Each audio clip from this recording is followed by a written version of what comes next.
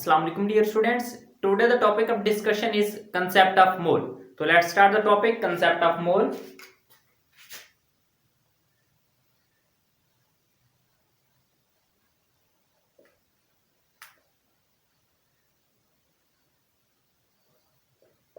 कि मोल क्या होता है। तो मोल पे जाने से पहले थोड़ी सी हमने चैप्टर के स्टार्ट में एटम के बारे में पढ़ा था कि एटम जो है स्मॉल इंडिविजिबल पार्टिकल है जिसका हम मैस भी डायरेक्टली मेजर नहीं कर सकते एक सिंगल एटम का। सिंगल एटम का क्या, हम सिंगल एटम को नेकेड आई से देख भी नहीं सकते, तो अगर डिफरेंट ग्रुप ऑफ एटम्स का भी मैस हम नहीं निकाल सकते। तो उसके लिए फिर हमने मैस निकालने के लिए एक मेथड यूज किया था जिसको हम कहते हैं रिलेटिव मेथड, और उसमें हम relative atomic mass AMU atomic mass unit लिखते हैं, ठीक है, जो कि कार्बन का 12वां हिस्सा होता है, 1/12 ऑफ द कार्बन, ठीक है, वो आपके पास लेते हैं। अब अगर हम एटॉमिक मैस को जो हमने रिलेटिव मेथड के जरिए निकाला था उसको अगर हम ग्राम में लिखें तो उसको कहते हैं मोल, ठीक है। अगर एटॉमिक मैस या फिर किसी मॉलिक्यूल का मैस उसको मॉलिक्यूलर मैस कहते हैं, या किसी फार्मूला यूनिट का मैस उसको फार्मूला मैस कहते हैं। उन सब को अगर हम ग्राम में लिखेंगे तो वो क्या कहलाएगा, मोल कहलाएगा, ठीक है। और एक मोल में हमें पता है एवोगैड्रो नंबर ऑफ पार्टिकल्स होते हैं 6.02 मल्टीप्लाई 10⁻23। तो हम वो terms gram atomic mass, gram molecular mass, gram formula mass, gram ions mass, ठीक है, ये सब टर्म्स को हम डिटेल के साथ पढ़ते हैं। तो फर्स्ट टर्म जो है हमारे पास gram atomic mass, gram atomic mass. Gram atomic mass क्या होता है, जब एटॉमिक मैस को हम ग्राम में लिखेंगे तो उसको हम क्या कहलाएंगे, gram atomic mass. When the atomic mass of an element, when the atomic mass of an element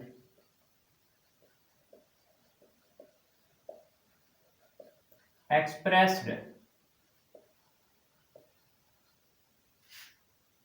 in grams is called gram atomic mass, is called gram atomic mess. कुछ एग्जांपल्स हैं ग्राम एटॉमिक मैस की। Atomic mass, किसी भी atomic mass of N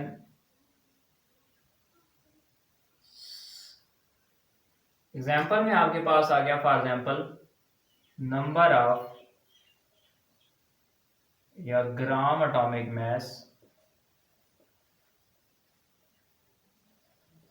gram atomic mass of hydrogen.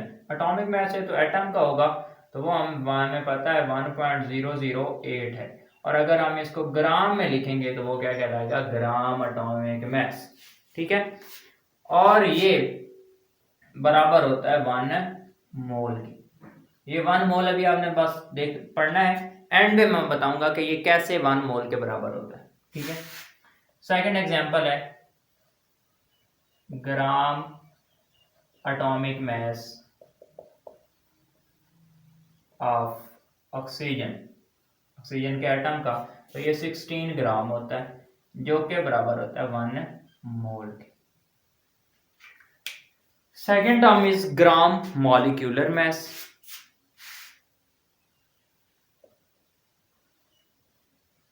Gram molecular mass. Gram molecular mass क्या होता है, if the molecular mass of a molecule expressed in grams is called gram molecular mass. If the molecular mass of a molecule expressed in grams is called gram molecular mass, is called gram molecular mass। Example है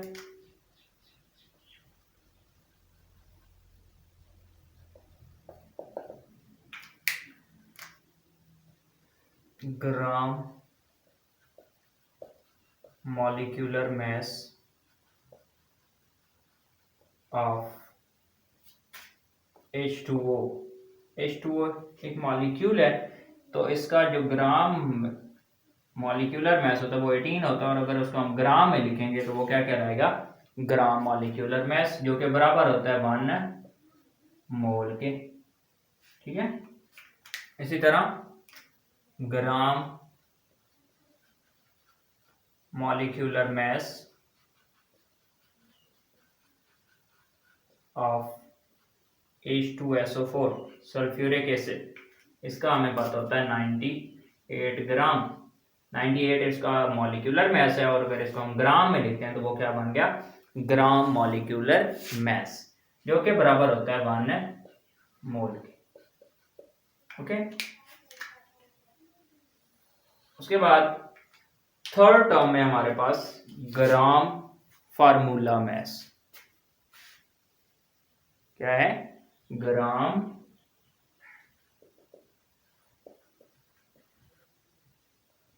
formula mess.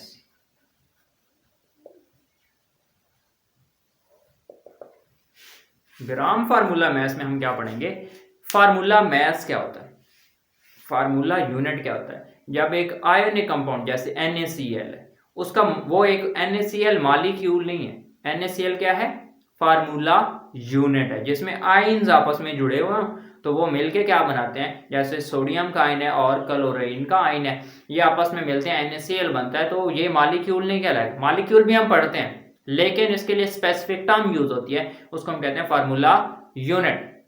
अब उस एक formula unit का जो mess है उसको हम कहते हैं फार्मूला मैस, और उस फार्मूला मैस को अगर हम ग्राम में लिखते हैं तो वो क्या कहलाएगा, gram formula mass.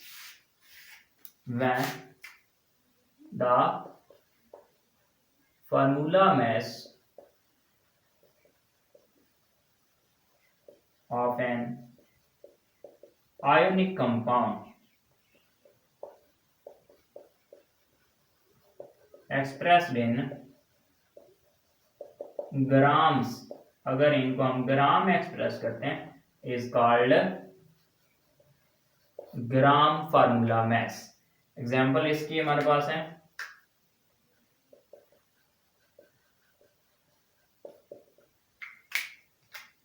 Gram formula mess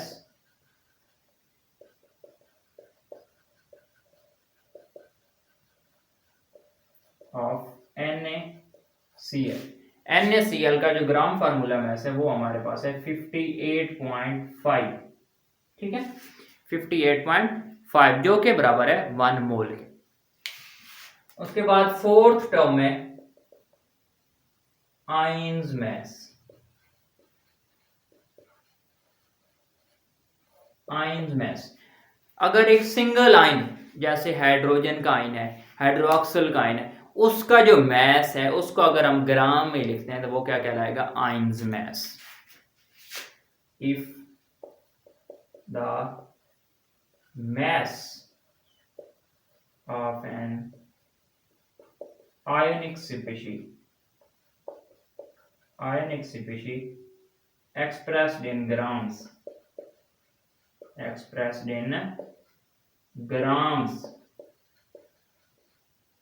is called, उसको हम क्या कहेंगे, is called ions mass. For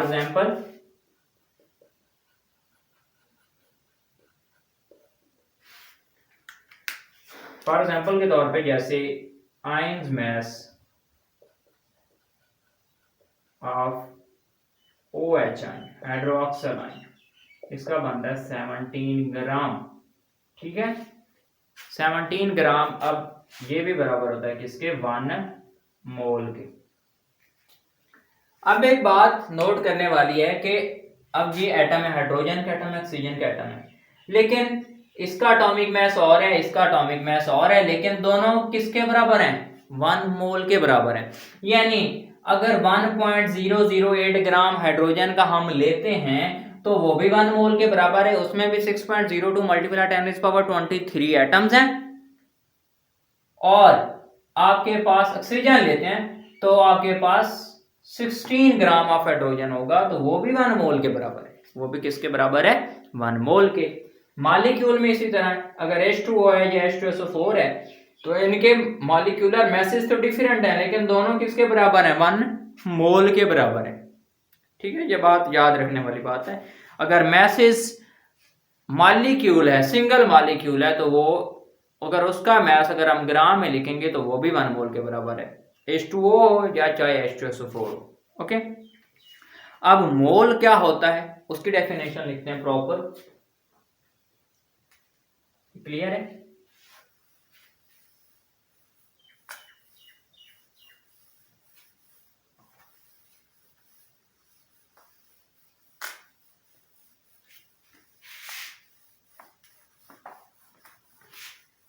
mole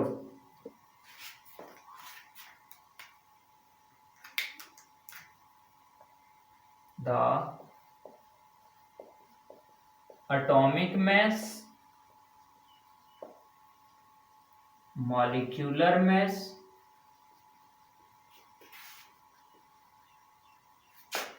formula mass and ions mass। इन चारों में से atomic mass, molecular mass, formula mass या फिर आयंस मास को एक्सप्रेस्ड इन ग्राम्स, इसको अगर हम मॉलिक्यूलर मास को, एटॉमिक मास को या फार्मूला मास को किसी को भी ग्राम में लिखते हैं तो वो क्या कहलाएगा? Mole. Is called expressed in grams, is called mole, is called mole. इसका एक फार्मूला है, मैथमेटिकल एक्सप्रेशन है कि मोल निकालते कैसे हैं। तो mathematical expression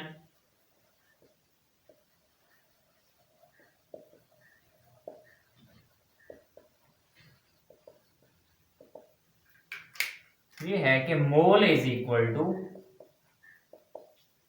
given mass of an element, जो हमें बताया गया होगा किसी भी न्यूमेरिकल के अंदर, given mass of element, atom या मॉलिक्यूल, जो भी, अगर वो हमें एटॉमिक मास बता रहे हैं तो वो एक एलिमेंट होगा, अगर वो मॉलिक्यूलर मास बता रहे हैं तो वो एक डेफिनेटली एक मॉलिक्यूल होगा, फार्मूला मास बता रहे हैं तो वो एक फार्मूला यूनिट का मास होगा। ठीक है, आयन का मास बता रहे हैं तो वो डेफिनेटली एक आयन का मास होगा। यानी गिवन मास वो एटॉमिक मास भी हो सकता है, वो मॉलिक्यूलर मास भी हो सकता है, वो फार्मूला मास भी हो सकता है, डिवाइडेड बाय उसका मोलर मास। ठीक है, ये हमें खुद पता होता है या वो हमें क्वेश्चन में वो भी बता देते हैं। ठीक है, तो गिवन मास ओवर मोलर मास, इससे हमारे पास निकल के आ जाते हैं नंबर ऑफ मोल के। For example 10 gram of sodium chloride, ये कितने मोल के बराबर है, इसमें कितने मोल हैं, तो वो हम 10 ग्राम लिखेंगे। सोडियम क्लोराइड का मोलर मास आता है 58.5। ठीक है, वो लिखेंगे और जो आंसर आएगा वो किसके बराबर होगा? वो नंबर ऑफ मोल होंगे। यानी फॉर एग्जांपल वो 10 आ गया तो वो जो 10 ग्राम ऑफ सोडियम क्लोराइड है उसमें 10 मोल है। ठीक है, वो किसके बराबर है? मोल के बराबर। एक छोटा सा न्यूमेरिकल है वो देख लेते हैं।